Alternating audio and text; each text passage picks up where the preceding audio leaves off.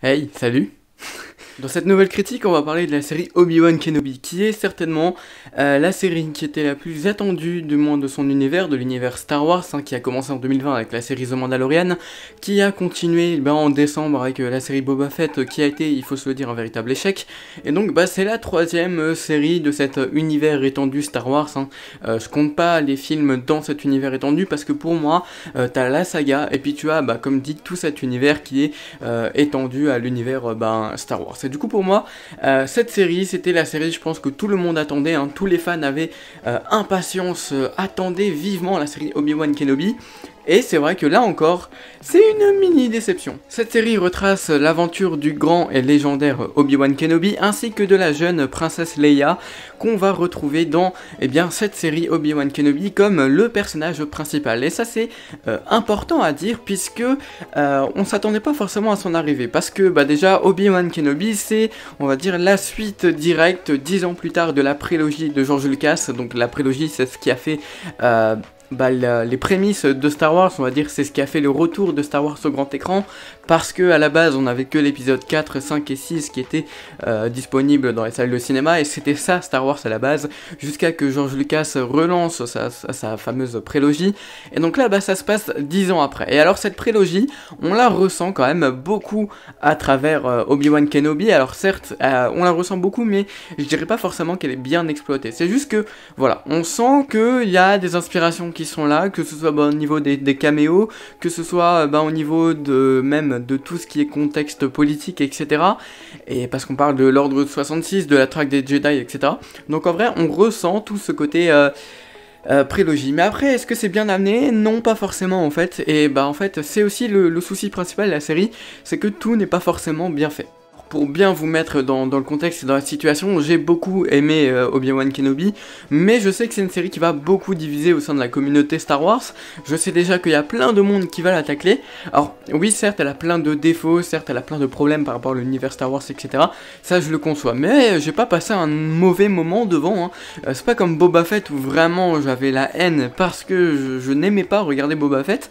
Là, c'est un petit peu différent parce que on a quand même ici quelque chose de assez fun, sauf certains épisodes, mais on en parlera plus tard. Mais dans l'ensemble, j'ai pas passé un mauvais moment devant, et il y avait quand même du fanservice qui certes était totalement loupé, mais qui était quand même présent et qui moi me convenait. Donc en vrai, j'ai pas passé un mauvais moment, j'ai pas passé un excellent moment non plus devant, mais voilà, même s'il y a plein de défauts, plein de soucis avec cette série Obi-Wan, j'avoue que je l'ai quand même bien apprécié. Mais le constat, il est toujours le même par rapport à la dernière série Boba Fett, c'est que on n'a pas l'impression de regarder une série Star Wars. Enfin, si, non, Boba Fett était le cas, mais dans Obi-Wan Kenobi, si, on a quand même l'impression de regarder une série Star Wars.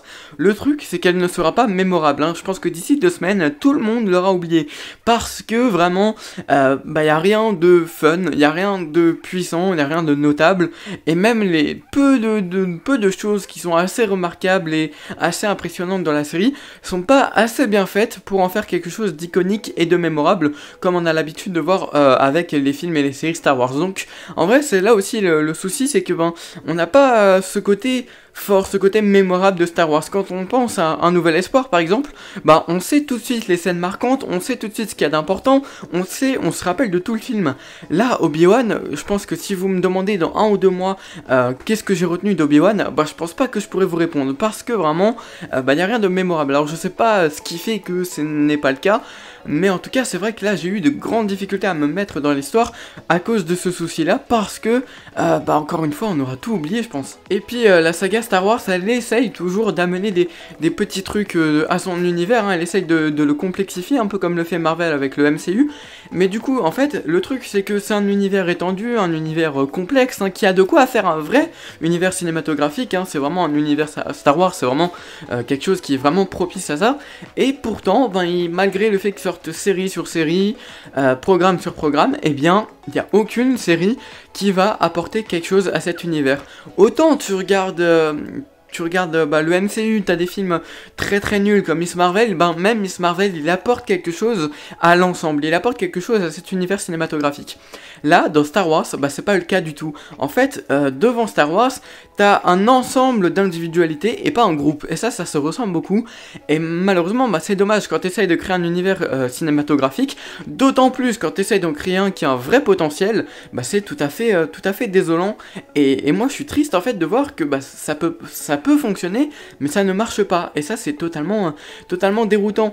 Et en fait, le peu de choses que Obi-Wan essaye d'amener, parce que oui, il essaye quand même d'amener les choses, que ce soit de complexifier la prélogie Star Wars, ça il y arrive à aller plus ou moins, mais il y a quand même des échecs qui sont là, et quand il essaye d'amener des nouvelles choses à cet univers, comme les Inquisiteurs, la Troisième Sœur, etc., il essaye de les mettre, mais pareil, ça marche pas, c'est pas assez bien fait, du coup on l'aura très vite oublié, et au final on n'en veut pas en fait de ces nouvelles choses, alors que ça pourrait être très bien, hein. Par exemple je vais prendre la Troisième Sœur et les Inquisiteurs, quand on regarde le jeu vidéo Jedi Fallen Order, c'est vrai qu'il y avait quand même un truc, c'était quand même super classe quoi, et là dans la série, ils ont pas réussi à reproduire ça, et c'est tout à fait dommage je pense. Et d'ailleurs concernant ces nouveaux personnages, donc l'Inquisitrice, Grande Inquisitrice, etc., je sais pas si j'ai été dérangé par le fait que c'est nouveau, donc dérangé par la nouveauté, ou juste dérangé parce que c'était pas très bon, mais en tout cas, je n'ai jamais entendu parler de ces personnages, et les découvrir comme ça, ça m'a vraiment pas plu en fait. J'ai eu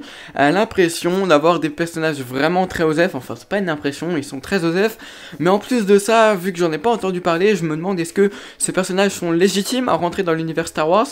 Ça je suis pas persuadé, et en plus de ça, comme je l'ai dit, je me répète peut-être un peu, mais ils sont pas bons, ils sont pas excellents dans leur rôle, et c'est vrai que ça m'a fortement déplu.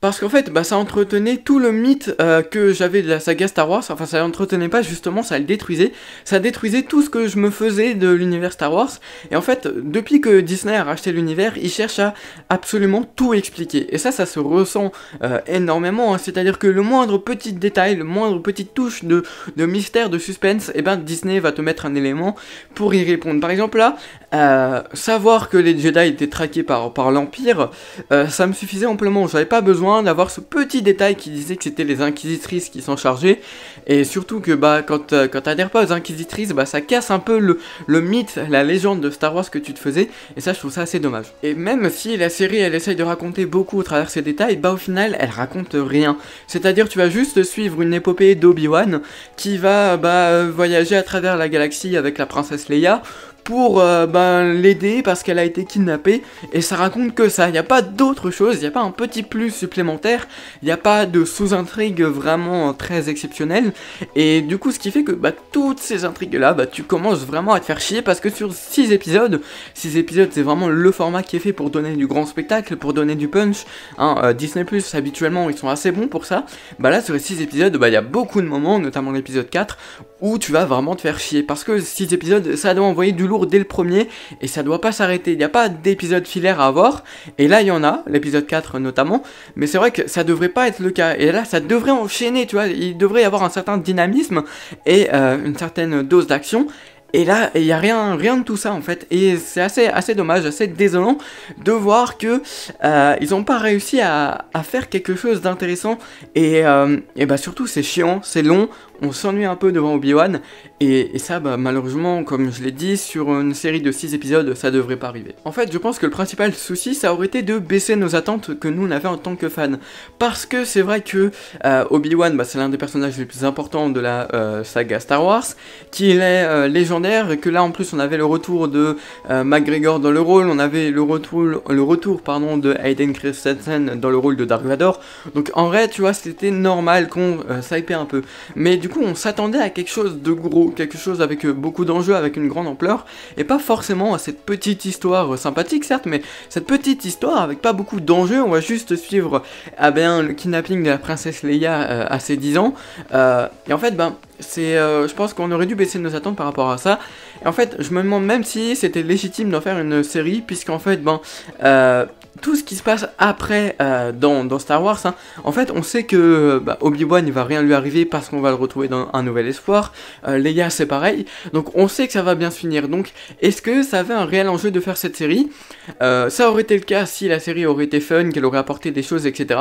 Malheureusement, c'était pas le cas. Donc, en vrai, à supprimer. En plus de ça, je me dis que ça aurait été peut-être plus intéressant même d'en faire un film, parce que Obi-Wan, c'est cette légende, c'est un poids dans l'univers Star Wars, et je pense qu'il aurait mérité bien plus qu'une série, d'autant plus qu'un film, ça aurait eu plus de budget, donc les petits problèmes d'effets spéciaux, d'écriture et de manque de budget qui se font clairement ressentir auraient été réglés, donc je pense qu'un film, à la rigueur, j'aurais été plus intéressé.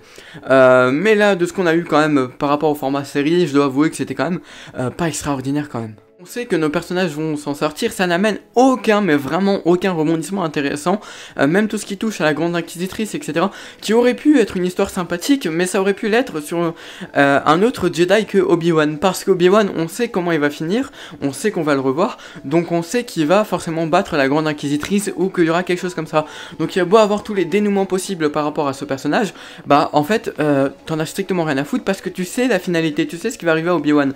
En revanche, si t'aurais fait ça sur un Jedi lambda qu'on connaît pas et que t'aurais mis comme méchante la Grande Inquisitrice, ça aurait été intéressant parce que t'aurais pu créer un enjeu, savoir si ce Jedi va survivre, qu'est-ce qui va lui arriver, etc. Mais sur Obi-Wan, c'était pas forcément la chose primordiale à faire, voire même à ne pas faire du tout. Et c'est là en plus qu'on voit que Disney, il avait tout pour ravir ses fans, hein, puisque les personnages principaux de la série Obi-Wan Kenobi, c'est Obi-Wan, c'est Leia, c'est Owen et c'est Dark Vador. Enfin bref, c'est les 4 plus gros personnages. Oublions Luke, hein.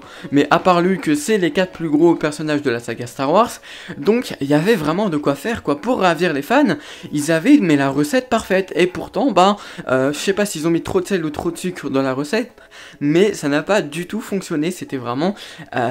fade en fait, il y avait rien d'intéressant, rien à se mettre sous la dent pour un fan. Et puis la série qui a porté sur Obi-Wan, en fait ça ne lui apporte rien en tant que personnage, hein. Alors c'est toujours le même Obi-Wan que pendant la prélogie, hein. Je pense que au début il a l'air un peu dépressif, etc. Mais c'est pas comme ça qu'on le voit sous son meilleur jour.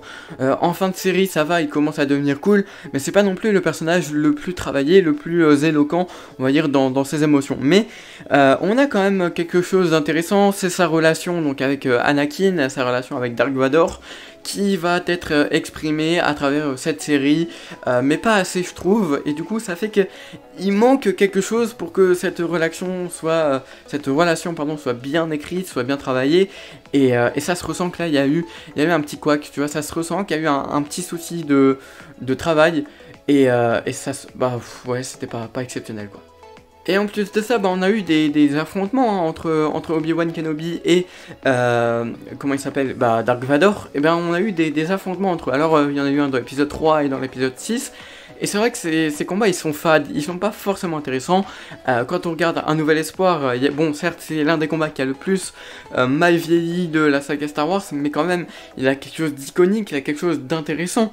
C'est des combats qui sont légendaires aujourd'hui, et Obi-Wan, les deux affrontements entre Obi-Wan et Dark Vador, qui sont les deux personnages les plus importants de la saga Star Wars, sont totalement mis de côté, c'est-à-dire qu'on va totalement oublier ces petits soucis d'iconisation, ces petits soucis enfin c'est pas des soucis, mais on va oublier toutes ces choses qui font que les combats sont légendaires et iconiques, parce que c'était pas le cas. Même le personnage de Dark Vador, hein, ils l'ont pas iconisé comme il se doit, il a été filmé comme si on filmait un figurant, quoi.